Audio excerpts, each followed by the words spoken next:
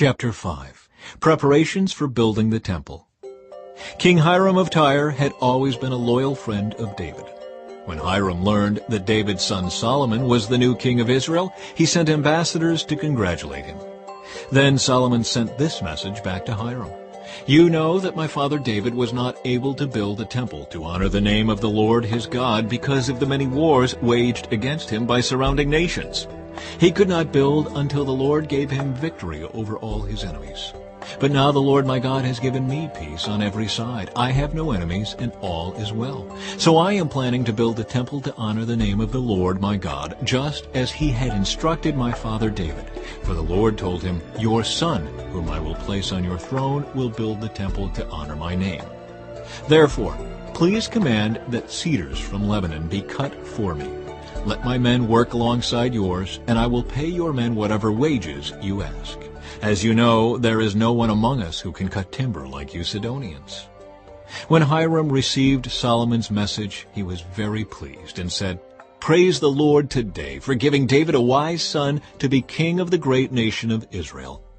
Then he sent this reply to Solomon: "I have received your message, and I will supply all the cedar and cypress timber you need.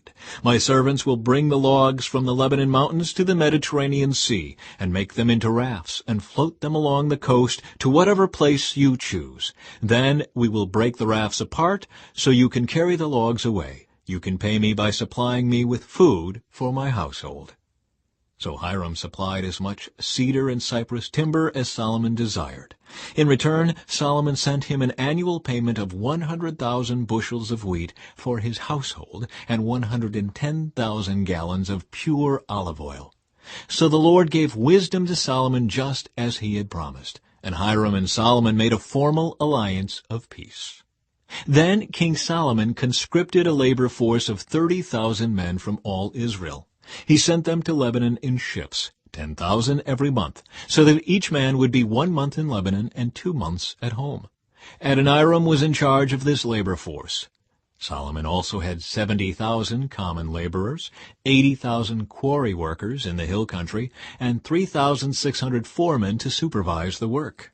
At the king's command, they quarried large blocks of high-quality stone and shaped them to make the foundation of the temple.